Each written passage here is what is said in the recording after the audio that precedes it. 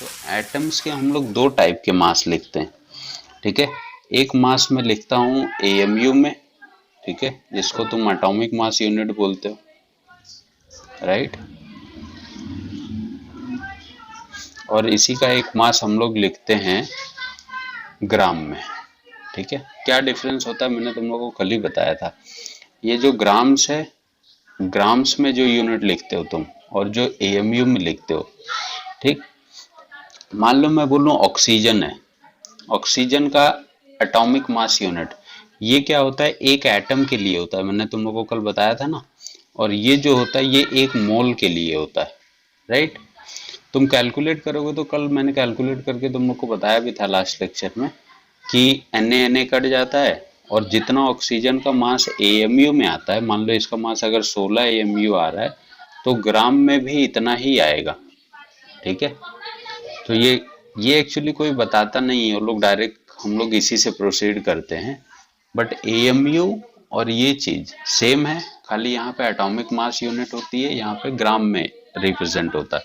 ये एक मोल के लिए होता है और ये एक एटम के लिए होता है। कोई लेना देना नहीं है इस चीज का, हमको कोई यूज नहीं पड़ता है। मोल कॉन्सेप्ट में इसका कोई यूज ही नहीं है एक्चुअली में, पूरे मोल्स के चैप्टर में। हम लोग जब एटम्स लिखते हैं तो यहाँ पे 8 और 16, मैं बोलूं ऑक्सीजन के एक एटम का मास क्या है तो तुम लोग क्या बोलोगे मेरे को कि 16 एएमयू है। बट अगर मैं बोलूं ऑक्सीजन के एक मोल का मास क्या है तो तुम लोग यही वैल्यू बताओगे बट ग्राम में बताओगे, सिर्फ डिफरेंस इतना है, ठीक है। तो इसमें बहुत बड़ा, इसमें कंफ्यूज होने की जरूरत नहीं है। जब भी मैं एएमयू बोलता हूँ मतलब मैं एक एटम की बात कर रहा हूँ, जब भी मैं ग्राम बोलूंगा इसका मतलब हम लोग किसकी बात कर रहे हैं, एक मोल ऑक्सीजन की बात कर रहे हैं। तो पीरियोडिक टेबल में जो लिखा हुआ है, ठीक है, जैसे कार्बन है 612, तो अगर इसी को अगर मैंने ग्राम में बोल दिया मतलब एक मोल की बात कर रहा हूँ, यही 12 को एएमयू में बोल दिया मतलब मैं एक कार्बन एटम की बात कर रहा हूँ। तो खाली ये डिफरेंस ध्यान में रखो तुम, ठीक है। हाइड्रोजन है 1 है, 1 मोल बोलूंगा तो 1 ग्राम हो जाएगा, एक एटम बोलूंगा तो 1 एएमयू हो जाएगा। एएमयू को हम लोग ऐसे यू से भी रिप्रेजेंट करते हैं ना, यूनिफाइड मास जिसको तुम बोलते हो। तो या तो एएमयू बोल लो या तो यूनिफाइड मास बोल लो, बट ये चीज को तुमको कहीं यूज करना ही नहीं है एक्चुअली में, ठीक है। क्योंकि चीजें ग्राम्स में ही हम लोग मेजर करके चलते हैं हमेशा, ठीक है। क्योंकि बाकी जो वैल्यूज हैं अगर मान लो बड़े कैलकुलेशन है तो वहां पे भी चीजें तुमको ग्राम्स वगैरह में दी रहेंगी। तो हम लोग हमेशा क्या लेके चलते हैं, एक मोल लेके चलते हैं। एटॉमिक मास यूनिट का कोई बहुत ज्यादा यूज तुमको देखने को नहीं मिलेगा, लेकिन अपने नॉलेज के लिए ध्यान में रखो कि एएमयू होता क्या है और ग्राम में यही चीज, वैल्यूज में कोई चेंज नहीं होगा, ठीक है। सिर्फ यूनिट चेंज होगी, एक मोल के लिए ग्राम, एक एटम के लिए एएमयू। समझा दोनों में क्या डिफरेंस है।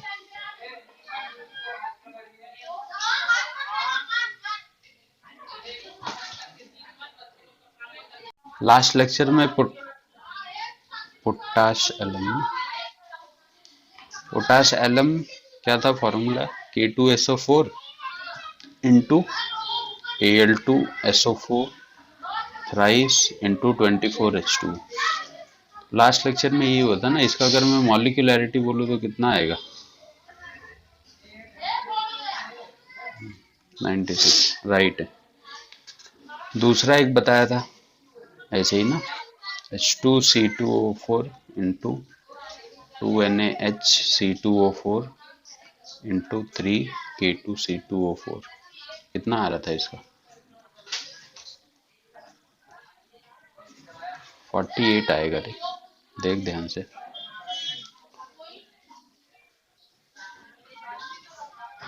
हाँ भाई 48-50 के लगभग आएगा, ठीक है। अगर देखो मैं सब्सटेंस को क्लासिफाई कर दूं, अगर मैं बोलूं कि मेरे को क्लासिफाई करना है सब्सटेंस, क्लासिफिकेशन ऑफ सब्सटेंस, ठीक है, बेस्ड ऑन मॉलिक्यूलैरिटी। अगर मान लो मैंने ऐसे तुमको बोला हुआ है, ठीक है, मॉलिक्यूलैरिटी पे अगर चीजों को मैं क्लासिफाई करूं तो देखो सबसे पहले तो मोनो एटॉमिक मॉलिक्यूल्स आते हैं। मोनो एटॉमिक समझते हो, जो अकेले रहना पसंद करते हैं, ठीक है। क्या एग्जांपल दोगे मोनो एटॉमिक में, जो अकेले होते हैं और अकेले ही रहते हैं? नोबल गैसेस, हीलियम, नियॉन हो गया, आर्गन हो गया, क्रिप्टॉन हो गया, जेनॉन हो गया, ठीक है। मेटल भी जो है तुम्हारे एस ब्लॉक के, सोडियम है, पोटेशियम है, रुबीडियम है, सीजियम है, ये भी सिंगल एटम में ही एग्जिस्ट करते हैं, ये किसी से कंबाइन नहीं होते हैं कि Na2 के फॉर्म में आएगा। कभी देखा है ऐसा लिखा हुआ कि Na ने Na से बॉन्ड बनाया हुआ? नहीं होता ऐसा, ठीक है।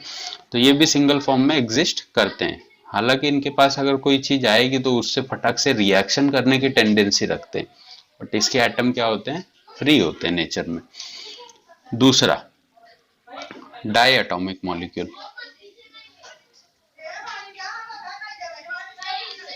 डाई एटॉमिक मॉलिक्यूल अगर मैं बोलूं तो क्या होगा, क्या दे सकते हो एग्जांपल? इस हाँ, इस डाई एटॉमिक में भी ना दो टाइप होते हैं, एक होमो एटॉमिक हो सकते हैं और एक हेट्रो एटॉमिक हो सकते हैं, राइट। जैसे अगर मैं बोलूँ डाई एटॉमिक है तुम्हारा, होमो एटॉमिक में क्या मतलब, सेम एटम्स होंगे, जैसे H2 हो गया, Cl2 हो गया, Br2 हो गया, ठीक है, F2 हो गया, ये सब क्या है, होमो एटॉमिक है, दो के फॉर्म में एग्जिस्ट तो कर रहे हैं बट दोनों एटम क्या है, सेम है।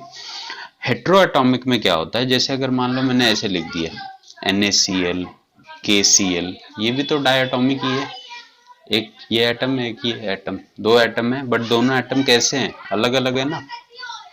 HCl हो गया, HBr हो गया, ठीक है। तो डाई एटॉमिक में दो टाइप हो सकते हैं तुम्हारे पास, वो होमो एटॉमिक भी हो सकते हैं और हेट्रो एटॉमिक भी हो सकते हैं, ठीक है। तो ऐसे ही तुम्हारा ट्राई एटॉमिक भी हो सकता है, ठीक है।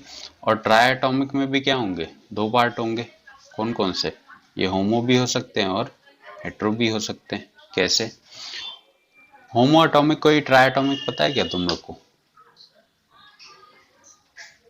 बहुत फेमस है एक एग्जांपल,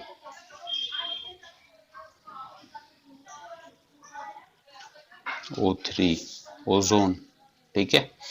और हेट्रो में अगर मैं बोलूं तो हेट्रो में तो तुमको हजारों मिल जाएंगे, NaOH हो गया, CO2 हो गया, ठीक है, MgCl2 हो गया, तीन तीन एटम दिख रहे हैं ना, सीधी सी बात है।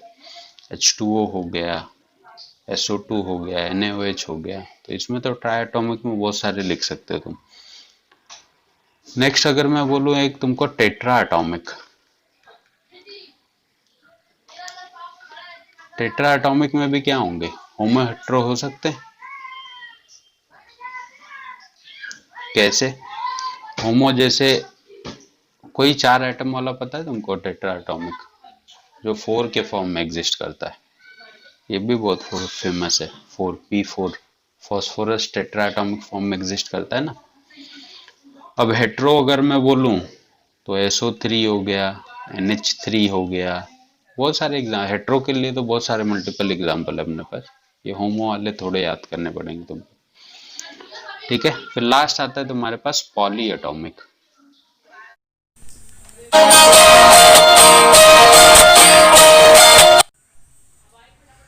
पॉली एटॉमिक, पॉली एटॉमिक में क्या आएगा, जिसमें चार से ज्यादा एटम्स होते हैं, ठीक है। चार से ज्यादा एटम का मतलब क्या है, तुम लोग ने 12th में देखा, देखो सल्फर ऐसे S8 के फॉर्म में एग्जिस्ट करता है, जिसको तुम ऑक्टाहेड्रल सल्फर बोलते हो, ठीक है। तो ये हो जाते हैं पॉली एटॉमिक, और पॉली एटॉमिक में तो बाकी सब है, P5 भी होगा, मतलब बहुत सारे पॉली एटॉमिक में तो सारे एग्जांपल आ जाते हैं लगभग, H2SO4 है, H2SO5 है, जो भी मॉलिक्यूल्स बन रहे सब क्या होंगे, पॉली एटॉमिक होंगे, ठीक है। क्लियर है?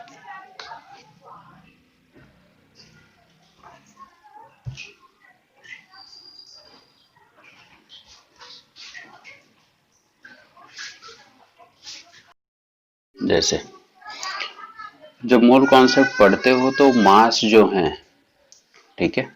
वो तुमको दो टाइप से दिखेंगे, जैसा मैं तुम लोग को बोल रहा था। एक दिखेगा एएमयू में, या इसको यूनिफाइड मास बोलो, और एक दिखेगा तुमको ग्राम में। ठीक है। मैंने तुमको अभी क्या बोला कि एएमयू मतलब क्या होता है, एक एटम का मास। ठीक है। लेकिन ग्राम में क्या होता है, एक मोल का मास। राइट है। और चीजें सबसे छोटी यूनिट हमने क्या बनाई है, मोल बनाई हुई है। ठीक है। तो हमेशा मेरे को जरूरत इसकी पड़ेगी। मान लो एक ऑक्सीजन का एटम है। ठीक है। मान लो ऑक्सीजन है, तो मैं इसको क्या लिखूंगा, 16 AMU। राइट है। इसके एक मोल ऑक्सीजन का मैं मास क्या लिखूंगा, 16 ग्राम। ठीक है। लेकिन अगर मेरे को मान लो कोई मॉलिक्यूल बना हुआ है, जैसे मैं बोलूं वाटर। ठीक है। इसका जो तुम मास निकालते हो, इसका मास कितना आता है, ऑक्सीजन का 16, दो हाइड्रोजन का कितना हो जाएगा, 18। जब ये चीज 18 AMU में लिखी होगी ना, ठीक है, मतलब एक मॉलिक्यूल का मास कितना हो गया, 18 AMU। ठीक है। तो इसी को हम लोग बोलते हैं क्या, मॉलिक्यूलर मास। राइट। ध्यान से देखो मैं क्या बोल रहा हूं। लेकिन एक मोल अगर वाटर का होता, तो इसका मैं मास कितना लिखता, 18 ग्राम। ठीक है। अब इसको मैं मॉलिक्यूलर मास नहीं बोलूंगा, इसका एक्चुअली नाम क्या होता है मालूम है, ग्राम मॉलिक्यूलर मास। क्या बोलोगे इसको, ग्राम मॉलिक्यूलर मास। तो नॉर्मल जो मॉलिक्यूलर मास होता है और ग्राम मॉलिक्यूलर मास में ये फर्क होता है कि जब मैं नॉर्मली मॉलिक्यूलर मास लिखता हूँ, इसका मतलब हम लोग एक मॉलिक्यूल के लिए लिख रहे हैं। लेकिन जब मैं ग्राम मॉलिक्यूलर मास लिखता हूँ, तो मतलब मैं पूरे वाटर के एक मोल का मास लिख रहा हूँ। ठीक है। तो ये वर्ड तुमको कहीं कहीं दिख सकता है एक्चुअली, इसके लिए मैं बता रहा हूँ। नहीं तो नॉर्मल अभी जैसी स्टडी चल रही है, सब लोग नॉर्मली मॉलिक्यूलर मास ही बोलते हैं। वो तुम ग्राम में लिखो या AMU में लिखो, उसको बोलते हैं मॉलिक्यूलर मास। हम लोग भी जब मोल्स निकालते हैं, तो तुम लोग क्या लिखते हो, mass upon molar mass. Right है। और यही मोलार मास के अलग अलग नाम है।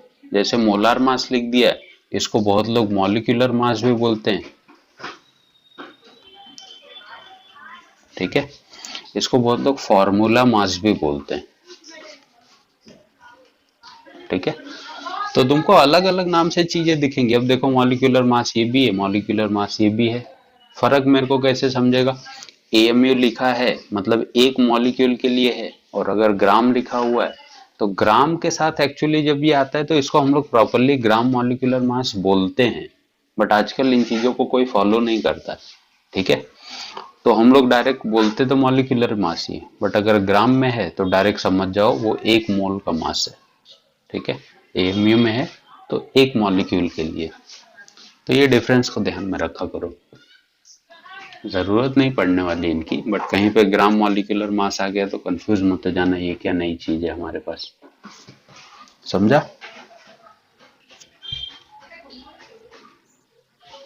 के लिए सबसे पहले जो एटॉमिक मास यूनिट है, एटॉमिक मास यूनिट क्या रिप्रेजेंट करती है, एक एटम का मास। ठीक है। बट उस एटम के मास के लिए अब इन लोग ने जो केजी बनाया, किसी को तो रिस्पेक्ट मानना होगा। ठीक है। तो इन लोग ने क्या काम किया मालूम है, इन लोग पहले हाइड्रोजन को लेते थे। हाइड्रोजन का एटॉमिक मास कितना, 1 है, 1 है। ठीक है। बट हाइड्रोजन क्या होता है, हाईली रिएक्टिव होता है। जिसको मैं अब जैसे मान लो किसी क्लास में किसी को मॉनिटर बनाना है, तो कैसे लड़के को बनाएंगे, क्या लगता है। अब उसके लिए हम लोग क्या देखते हैं, वो पढ़ने में भी तेज होना चाहिए। ठीक है। दूसरा उसका क्लास में अपीयरेंस भी कैसा, अच्छा होना चाहिए। अब हरामी लड़का है, अब मान लो पढ़ने में तेज है और लड़का फुल दुष्ट है, तो उसको मॉनिटर कभी नहीं बनाते, क्योंकि मालूम है और बाकी लोग को भी जमा कर लेगा। तो हाइड्रोजन को पहले बेस तो माना गया था, बट इसको बाद में छोड़ दिया गया। हाइड्रोजन को हम लोग बेस नहीं लेते एटॉमिक मास के लिए। ठीक है। इसकी हाईली रिएक्टिविटी की वजह से इसको बेस नहीं लिया जाता। फिर इनको कुछ ऐसा चाहिए था। पहली चीज देखो, इन लोग ने एटॉमिक मास AMU बनाने के लिए क्राइटेरिया क्या डिसाइड किया, कि अबंडेंस अच्छा होना चाहिए अर्थ पे। जिस एलिमेंट को हम लोग बेस मान रहे हैं, ठीक है। दूसरा, उसकी अबंडेंस ना तो बहुत कम होनी चाहिए ना तो बहुत ज्यादा होनी चाहिए, और क्या नहीं होना चाहिए, मॉडरेट रिएक्टिव होना चाहिए, जैसा कि कार्बन है, ठीक है। बहुत ज्यादा रिएक्टिव नहीं होना चाहिए, ठीक है। और थर्ड एक इन लोग ने क्राइटेरिया लिया कि उसके बहुत सारे आइसोटोप्स नहीं होने चाहिए, ठीक है। Should not have isotopes. तो तुमने सुना होगा कार्बन के आइसोटोप्स हैं, ठीक है, 12, ये 612 है, 613 है और 614 है। बट तुम लोग को मालूम है इनका एवरेज क्या है? ये 99% कार्बन अर्थ पे प्रेजेंट होता है, जो कि इनका अबंडेंस खाली 1% होता है। मतलब इसके कंपेयर में मैं इनको निग्लेक्ट कर सकता हूँ, इसीलिए लोग ने कार्बन एलिमेंट को क्या लिया, ठीक है, एज अ बेस मान लिया। अब देखो, एक कार्बन एटम का मास कितना होता है? 12, ठीक है। मान लो मैं तुमको एक ऐसे सर्कल दे दूं या एक स्फेयर दे दूं, मैं बोलूं ये 12 केजी का है, तो मेरे को बताओ 1 केजी कितना होगा? तो तुम लोग क्या करोगे? इसको 12 पार्ट में डिवाइड कर देंगे अपन, तो जो एक पार्ट बन के निकलेगा वो एक पार्ट क्या होगा? 1 केजी का होगा, सीधी सी बात है, राइट। तो यही चीज की गई कार्बन के साथ। कार्बन को क्या बोला गया है कि कार्बन का जो एटॉमिक मास है वो कितना है? 12 ग्राम है। एक मोल में कितना आता है? ये 12 ग्राम आता है, ठीक है। तो अब इनको एक एटम का मास निकालना था, तो अब देखो मास इन लोग ने कैलकुलेट कैसे किया। यहां तक क्लियर है?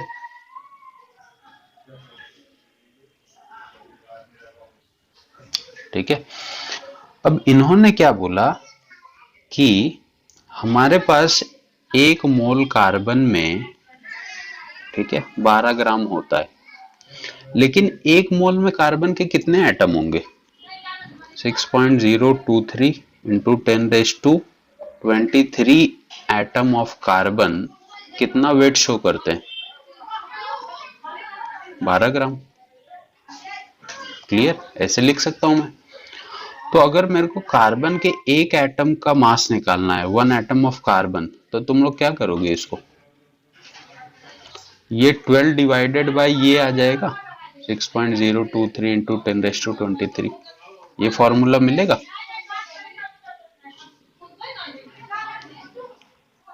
राइट ना?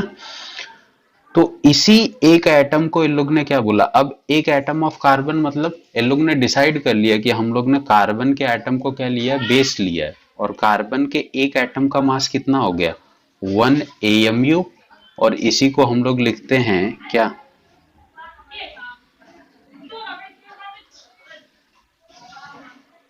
कार्बन एटम, ठीक है। अब 1 AMU का इनके पास फॉर्मूला क्या है एक्चुअली में? देखो इससे क्या निकल के आता है, mass of 1 carbon 12 atom upon 12, ठीक है। 1 AMU के लिए लोग ने ये बनाया था। अब देखो इसी फॉर्मूले में अगर ये चीज मैं रखूं तो 1 AMU क्या निकल के आता है? मास ऑफ कार्बन 12 एटम मेरे को पता है 12 होता है, ठीक है। और कार्बन एटम के एक का मास कितना निकाला मैंने? 12 अपॉन Na, ठीक है। तो फाइनली ये तुमको क्या मिलेगा? इसको सॉल्व करोगे तो 12/12 इंटू 1/Na। तो ये तो ऐसे ही कट गया, मतलब एक AMU निकल के आता है कितना मालूम है? 1/Na। कल भी मैंने तुम लोग को बताया था ये। और इसको जब सॉल्व करते हो तो 1 AMU इज इक्वल टू आता है कितना? बताया था ना, 1.67 इंटू 10⁻24।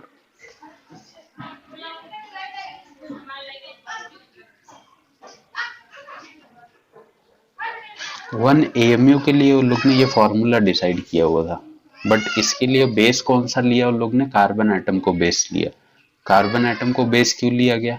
उसके पीछे 3 रीजन थे कि उसका अबंडेंस ज्यादा है, बहुत ज्यादा रिएक्टिव नहीं था, और बहुत सारे आइसोटोप्स नहीं थे, ठीक है। तो mass of 1 carbon atom by 12, अगर मैं कार्बन एटम के मेरे पास कार्बन का एक एटम है, इसका कितना ग्राम है, 12 ग्राम है। इसको अगर मैं 12 से डिवाइड कर दूं, जो तुमको मैंने स्टार्टिंग में बताया, 12 से डिवाइड कर दूं तो एक AMU निकलेगा, राइट। बट जब मैं कार्बन का एक एटम निकालता हूं तो एक एटम के लिए क्या वैल्यू आती है, 12 बाई ये, तो ये वैल्यू यहाँ पे रख दो जस्ट, तो क्या मिलेगा, 1 AMU is equal to carbon 12 already था, और ये वैल्यू मैंने क्या निकाली एक एटम के लिए 12 बाई ये, तो इसको नीचे रख दो।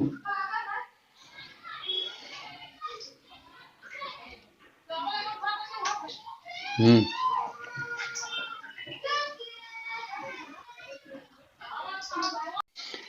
1 AMU इज इक्वल टू होता है, पहली बात 1.66 इंटू 10⁻⁻24 ग्राम, ठीक है, ये 1 AMU की वैल्यू है, ठीक है। दूसरा 1 AMU तुम इसको भी लिख सकते हो, mass of carbon 12 atom upon 12, ठीक है। 1 AMU मैं ये भी लिख सकता हूं 1 बाई Na, ठीक है, ये तो लिख ही सकते हो 1.66, ठीक है। और तुमको किसी भी एटम का अगर मास AMU में निकालना है ना, तो AMU का बहुत सिंपल सा फॉर्मूला होता है, जो तुमको एटम दिया गया है उसका मास ऑफ एटम लिख दो ऊपर इन ग्राम, और नीचे एक AMU की वैल्यू से उसको डिवाइड कर दो, 1.66 इंटू 10⁻⁻24, इससे डिवाइड कर दो, तो जो भी वैल्यू होगी वो AMU में निकल के आ जाएगी।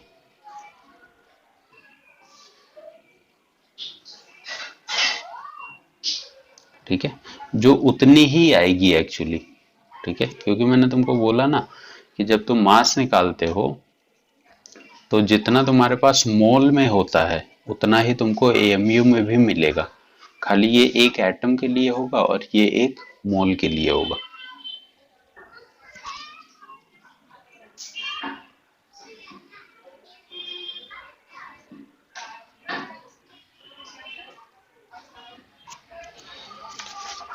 ठीक है, तो ये AMU वाले में ज्यादा कंफ्यूज मत हुआ करो, बहुत ज्यादा इसके ऊपर कोई क्वेश्चन नहीं आते हैं अपने को।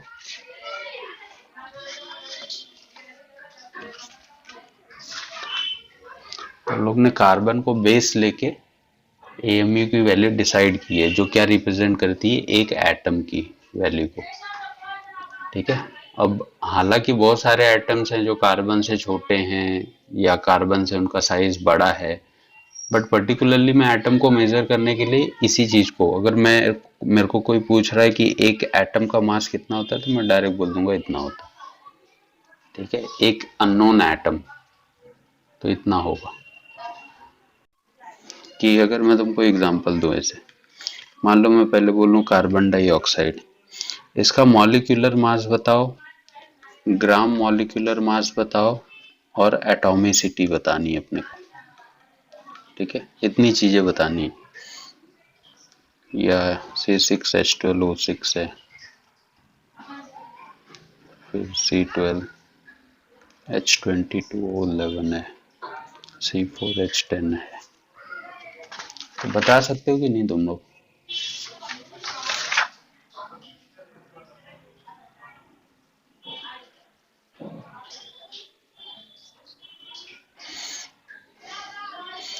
मॉलिक्यूलर मास मतलब मैंने क्या बोला कि वो क्या होगा, एक मॉलिक्यूल के लिए होगा, एक मॉलिक्यूल के लिए होगा मतलब किस में रिप्रेजेंट करोगे, AMU में, और ग्राम मॉलिक्यूलर मास मतलब एक मोल के लिए रहेगा, और इसकी यूनिट किस में आएगी, ग्राम में। बाकी वैल्यूज तो सेम आने वाली है, निकालो इसका मॉलिक्यूलर मास कितना आएगा, कार्बन 12 और ये कितना हो गया 32, तो कितना आ जाएगा टोटल 44। मालूम है कैसे निकालते हो ना, कार्बन का एटॉमिक मास 12, इसका 2 इंटू 16, ऑक्सीजन का 16 होता है ना, एटॉमिक नंबर की बात नहीं कर रहे हैं अपन, एटॉमिक मास की बात कर रहे हैं, तो कितना हो जाएगा 12 प्लस 32, तो 44। मॉलिक्यूलर मास है तो एएमयू में लिख रहे हो तो 44 एएमयू लिखोगे, मतलब एक मॉलिक्यूल के लिए। एक मोल के लिए कितना हो जाएगा, तो यही चीज किस में आ जाएगी, ग्राम में आ जाएगी, बाकी कुछ ये नहीं। एटॉमिसिटी कितनी हो जाएगी इसकी, 3। ठीक है, सेम, ये दोनों वैल्यूज हमेशा सेम आएंगे तुमको, खाली यूनिट डिफरेंस होगी, एएमयू ग्राम और एटॉमिसिटी।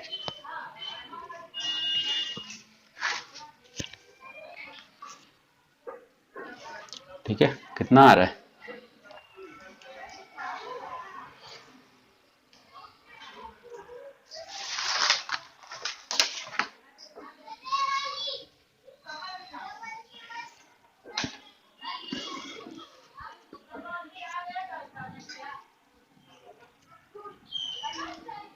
निकल जाएगा ना बाकी।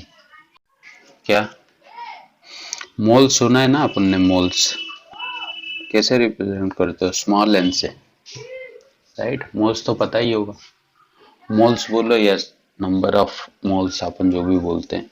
ठीक है, इसको एक और नाम होता है नंबर ऑफ ग्राम मॉलिक्यूल। ठीक है, बट इसको इस नाम से कोई जानता ही नहीं है, तुम लोग ने भी नहीं सुना होगा इसको कभी। ठीक है, इसको मेजरली मोल से ही बोलते हैं। अब मोल्स क्या होता है, एन की वैल्यू क्या लिखते हो, जितना भी तुमको मास दिया हुआ है, गिवन मास अपॉन क्या, molar mass.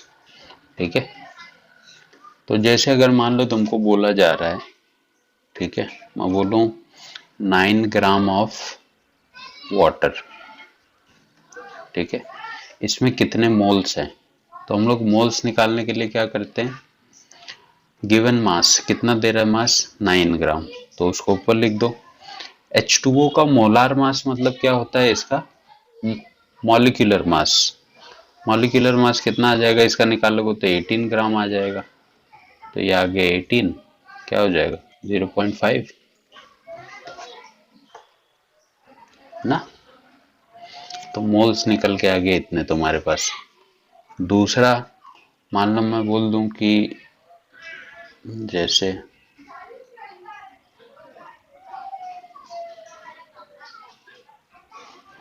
12.8 milligram of SO2। हमको वैल्यूज किस में चाहिए, ग्राम्स में चाहिए। यहाँ पे देखो क्या बोल दिया उसने, मिलीग्राम। कल मैंने बताया था मिलीग्राम को ग्राम में कन्वर्ट करोगे तो क्या आएगा, एन निकालना है। ठीक है, तो ये हो जाएगा 12.8 मिलीग्राम को ग्राम में कन्वर्ट करोगे तो कितना हो जाएगा 10⁻⁻3। ठीक है, माइक्रोग्राम का -6 था ना, मिलीग्राम का -3 था। नीचे SO2 का मोलार मास कितना आ जाएगा, 32 इसका हो गया प्लस 2 × 16, मतलब टोटल कितना हो जाएगा 64। तो इसको नीचे रख दो, जो भी डिवाइड करके आएगा वो तुम्हारा मोल्स निकल जाएगा। समझा? ठीक है, थर्ड क्वेश्चन अगर मैं बोल दूं, मान लो 8 माइक्रोग्राम ऑफ CH4, मैं बोलूँ इसका कितना मोल्स आएगा, तो क्या करोगे, माइक्रोग्राम है ना अभी, तो क्या हो जाएगा 8 × 10⁻⁻6 अपॉन CH4 का मोलार मास कितना आता है 16। कट कर दो, यहाँ से मोल्स निकल के आ जाएगा, बस सिंपल सा। वो भी कितना आ जाएगा 16×5 ना, 0.5 × 10⁻6 मोल्स हो गए। ये क्या है अपने पास, एटॉमिक मास, जिसको हम लोग किससे रिप्रेजेंट करते हैं, ए से। एटॉमिक नंबर क्या होता है, नंबर ऑफ प्रोटॉन, और एटॉमिक मास क्या होता है, प्रोटॉन प्लस न्यूट्रॉन। ठीक है, एटॉमिक नंबर अगर मैंने तेरे को बताया है 6, तो तू बोल सकता है ना कि इसमें प्रोटॉन, इस कार्बन में प्रोटॉन कितने हैं, 6। और किसी चीज में जितने प्रोटॉन होते हैं उतने ही क्या होते हैं, इलेक्ट्रॉन होते हैं। ठीक है, तो मतलब इस कार्बन में इलेक्ट्रॉन भी कितने हो गए, 6। अब तेरे को न्यूट्रॉन चाहिए, ठीक है, एटॉमिक मास कितना है? 12 है। एटॉमिक मास क्या होता है? Proton plus neutron. तो टोटल एटॉमिक मास तेरे को पता है 12 है, प्लस तेरे इज इक्वल टू क्या हो जाएगा? Proton plus neutron. न्यूट्रॉन मेरे को निकालने, तो प्रोटॉन तो पता चल गया ना 6, तो क्या करेगा? 12 माइनस 6 न्यूट्रॉन, तो न्यूट्रॉन भी कितने आ गए? 6 आ गए। समझा? हाँ, सब पे यूज होगा ना। अब जैसे मैं तेरे को बोल दूं कि मान ले मेरे पास ऑक्सीजन 18 वाला आइसोटोप्स है, ठीक है, मैं इसमें बोलूँ प्रोटॉन कितने हैं, न्यूट्रॉन कितने हैं, इलेक्ट्रॉन कितने हैं, तो क्या बोलेगा? ये चीज तुमको दो चीजें बताती है, प्रोटॉन और इलेक्ट्रॉन। तो सीधी सी बात है, इसको देखो, प्रोटॉन 8 है, इलेक्ट्रॉन भी 8 है, बचा न्यूट्रॉन का केस। इस 18 में से इस 8 को निकाल दे, कितना बचेगा? 10, तो न्यूट्रॉन 10 आ जाएंगे। शाबाश। इलेक्ट्रॉन भी 95। अब बोल, न्यूट्रॉन?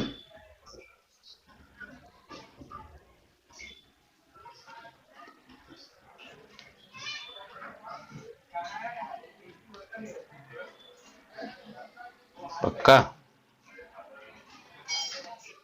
140 न्यूट्रॉन हो जाएंगे, ठीक है। तो ऐसे निकालोगे तुम लोग कभी भी। तो यूरेनियम इसीलिए ज्यादा रेडियो एक्टिव होता है, क्योंकि इसमें प्रोटॉन और न्यूट्रॉन का रेशियो देखो, डबल का फर्क है डायरेक्ट। जहाँ पे 95 प्रोटॉन है, वहां पे 140 न्यूट्रॉन्स है।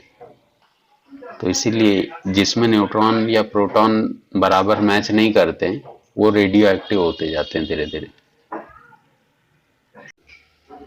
ठीक है। ये जो मोल्स हम लोग ने निकालना सीखा ना, मोल्स, ये मोल्स बहुत काम की चीज है, ठीक। क्यों काम की चीज है? अगर तुमको मैंने मास दिया हुआ है, ठीक है, इस मास को अगर तुमने डिवाइड कर दिया, किससे जानते हो? मोलार मास से। देखो मैं क्या लिख रहा हूं, मास को अगर मैंने मोलार मास से डिवाइड किया तो क्या निकल जाएगा? मोल्स। और अगर तुमको मोल्स पता है और तुमने इसको मल्टीप्लाई कर दिया, किससे जानते हो? मोलार मास से, तो तुमको निकल के आ जाएगा मास। कैसे? अपने को पता है ना, मोल्स इज इक्वल टू क्या होता है? Mass upon molar mass. तो वही तो मैंने लिख दिया। अगर तुमको मास पता है, इसको अगर मैंने मोलार मास से डिवाइड कर दिया तो क्या मिल जाएगा? मोल्स। और अगर तुमको मोल्स पता है, इसको मोलार मास से क्या कर दोगे? मल्टीप्लाई कर दोगे, तो क्या निकल के आ जाएगा? मास, ठीक है। अब देखो, अगर तुमको मोल्स पता है तो तुम वॉल्यूम भी निकाल सकते हो किसी भी चीज का, ठीक है। एक मोल में कितना वॉल्यूम होता है मालूम है तुम लोग को? 22.414 लीटर, ठीक है। तो अगर मोल्स पता है, एक एक मोल में इतना वॉल्यूम होता है, अगर तेरे को मैंने बोला 5 मोल है, तो वॉल्यूम कैसे निकालेंगे? इससे मल्टीप्लाई कर दोगे ना। तो मोल्स पता है और वॉल्यूम चाहिए, तो हम लोग मल्टीप्लाई करते हैं, कितने का? 22.414 लीटर का। लेकिन अगर वॉल्यूम दे दिया और मैंने पूछा मोल्स कितना है, तो क्या करोगे? डिवाइड कर दोगे, डिवाइड बाय 22.414 लीटर से डिवाइड कर दो, तो तुमको मोल्स निकल जाएगा। समझा?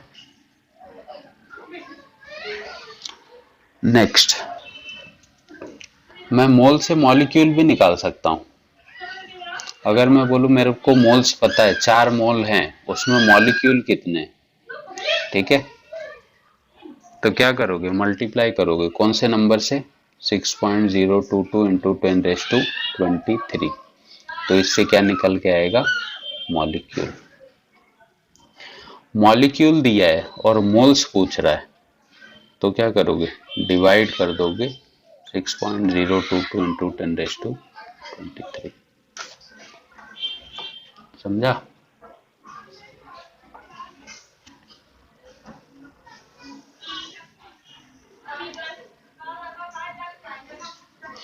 और इस मॉलिक्यूल से भी अगर तुमको एटम्स निकालने हैं, ठीक है, एटम निकालने हैं, तो क्या करोगे मालूम है? ये जो मॉलिक्यूल है इसमें क्या कर दोगे? मल्टीप्लाई कर दोगे किसकी? एटॉमिसिटी का। अभी तक अपन निकाल रहे थे ना, जैसे अगर मैं बोलूं मॉलिक्यूल है मेरे पास वाटर, तो इसमें कितने एटम है, तो क्या करोगे? इसकी एटॉमिसिटी कितनी? 3 से मल्टीप्लाई कर देंगे, राइट? तो एटम कितने निकल के आ जाएंगे? 3। बट अगर मैं बोलता 5 वाटर के मॉलिक्यूल हैं, तो इसकी एटॉमिसिटी कितनी है? एटॉमिसिटी तो 3 ही है, बट अब मैं किससे मल्टीप्लाई करूंगा? 5 से करूंगा ना, तो एटम्स कितने निकल के आ जाएंगे? 15। मेरे पास क्या था? मॉलिक्यूल था, राइट? मॉलिक्यूल से अगर मेरे को एटम चाहिए, तो मैं किससे मल्टीप्लाई करूंगा इसमें? इसकी एटॉमिसिटी से, या तुम बोल सकते हो मॉलिक्यूलैरिटी, जैसा हम लोग ने पढ़ा है। बहुत बार पूछ लेता है कि इस मॉलिक्यूल में बताओ इलेक्ट्रॉन कितने हैं, प्रोटॉन कितने हैं और न्यूट्रॉन कितने, डायरेक्ट। अब तेरे को अगर मैं बोलूं कि H2SO4 में बताओ मेरे को इलेक्ट्रॉन कितने, तो कैसे निकालेंगे आप? निकालने को तो निकाल ही सकते हैं, बट अब मेरे को क्या करना पड़ेगा जानते हो? वो भी मैं बोल दूं कि मॉलिक्यूल 10 है, तो टोटल कितने इलेक्ट्रॉन है, ठीक है? तो इस टोटल में कितने इलेक्ट्रॉन होंगे बताओ पहले मेरे को? हाइड्रोजन के कितने इलेक्ट्रॉन होंगे? एक हाइड्रोजन के पास एक होता है, तो 2 हाइड्रोजन के पास कितने रहे होंगे? 2। सल्फर का एटॉमिक नंबर कितना है? 16, तो उसमें इलेक्ट्रॉन भी कितने रहे होंगे? 16। एक ऑक्सीजन में इलेक्ट्रॉन कितने होते हैं? 8, लेकिन 4 ऑक्सीजन है, तो क्या करोगे? 4। तो टोटल इलेक्ट्रॉन कितने हो गए खाली H2SO4 में?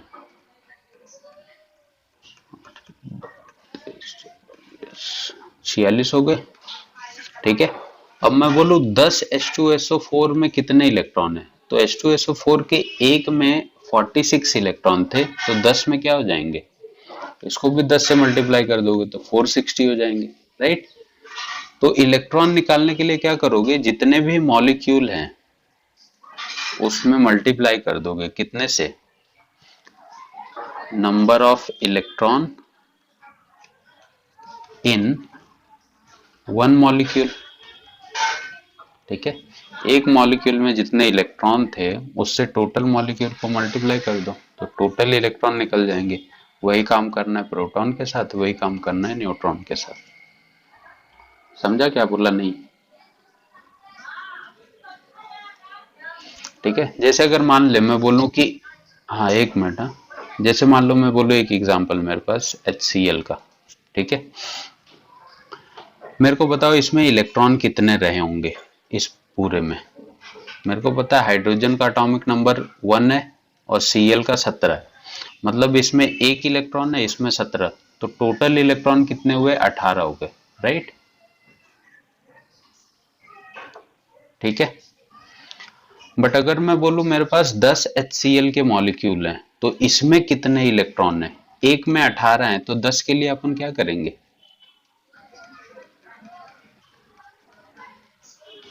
180 आएगा। वही चीज मैं प्रोटॉन के साथ भी करूंगा, वही चीज मैं न्यूट्रॉन के लिए भी करूंगा। समझा नहीं समझा? मान लो मैंने ऐसे दे दिया, मैं बोलूँ CaOCO3 है मेरे पास, तुम लोग मेरे को इसमें बता सकते हो इसमें इलेक्ट्रॉन कितना होगा, प्रोटॉन कितना होगा और न्यूट्रॉन कितना होगा? और बता सकते हो तो कितने हफ्ते का टाइम चाहिए वो बताओ।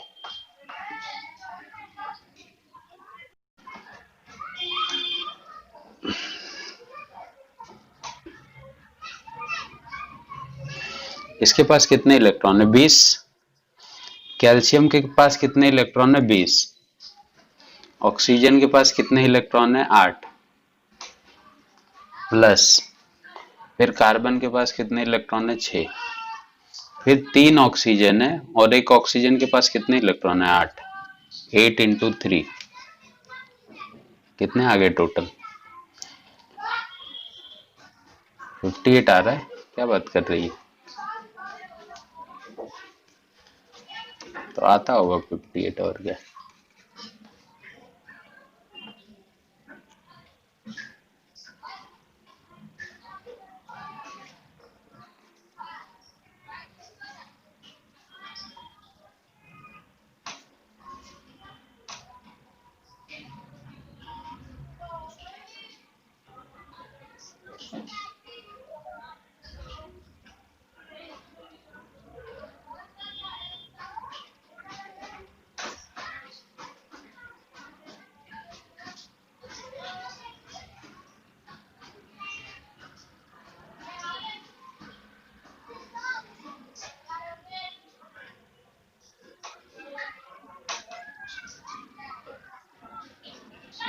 सब उतना ही आएगा इसमें।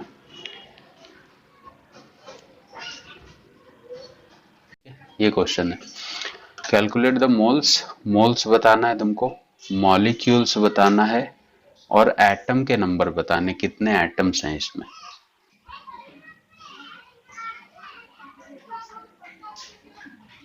मोलार मास क्या निकाल रहे हो इसका, 40 प्लस ऑक्सीजन का 16 प्लस फिर कार्बन का 12 फिर 3 ऑक्सीजन का 48, कितना आ जाएगा?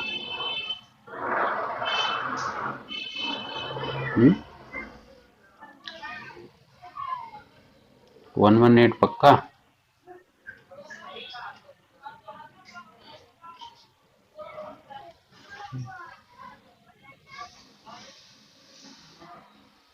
ना 8 2 10 6 16 1 5 6 7 7 4 116 आएगा। तो 116 इसका ये हो गया मोलार मास। मोल्स निकालने के लिए क्या कर रहे थे, गिवन मास कितना है 200 अपॉन मोलार मास 116, कितना आ रहा है कट करके, ठीक है 1.72 आ गया। अब देखो मैंने तुमको, अरे चलना छोड़ना छोड़ रहे जो, आगे आगे, तो 1.7 आ गया, ठीक है। उसके बाद मैंने तुमको बताया था जब मेरे को मोल्स मिल जाएंगे तो मैं मॉलिक्यूल्स कैसे निकालूंगा, क्या करते हो मॉलिक्यूल्स निकालने के लिए,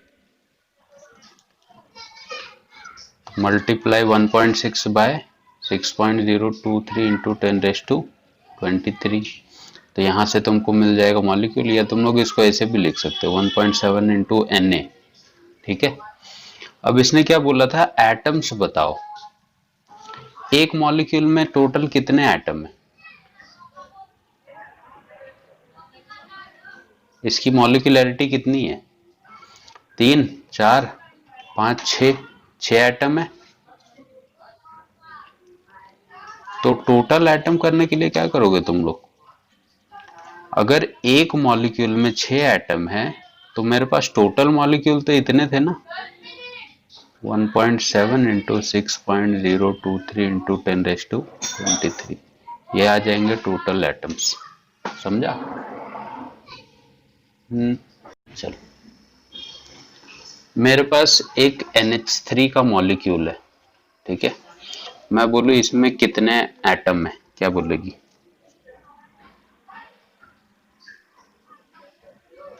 4 एटम है, ठीक है। मैं एक बीकर लेता हूं, इसमें मैं इतने सारे NH3 डाल रहा हूं, ध्यान देगा कितने, मैं बोलूं इसमें टोटल एटम कितने, तो क्या करेगी, एक NH3 में कितने एटम थे, 4, मतलब अगर ये एक NH3 का एटम है तो इसमें 4 एटम है, 4 4 4 4,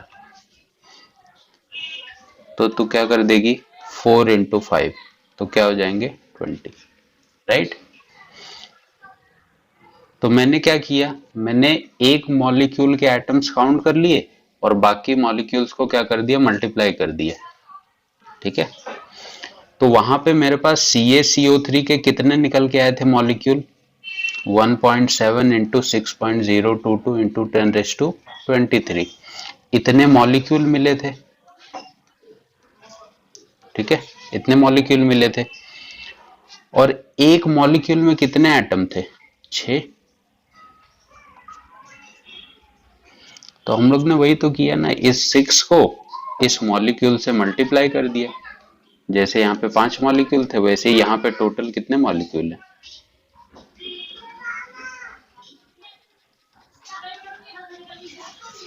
समझा?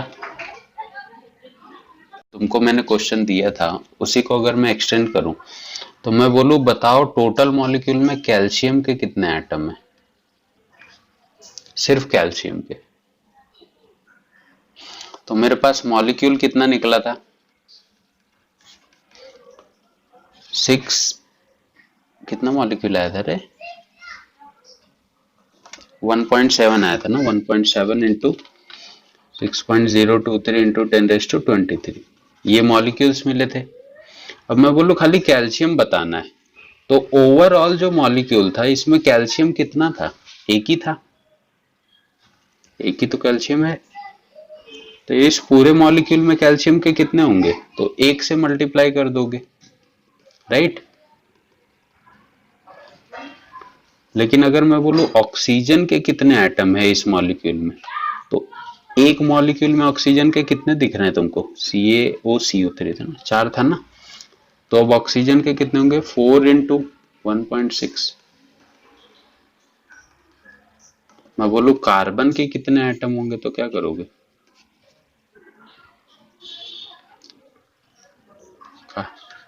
कार्बन इंटू मॉलिक्यूल का नंबर। तो ऐसे भी क्वेश्चन आ सकते तुम लोगों को।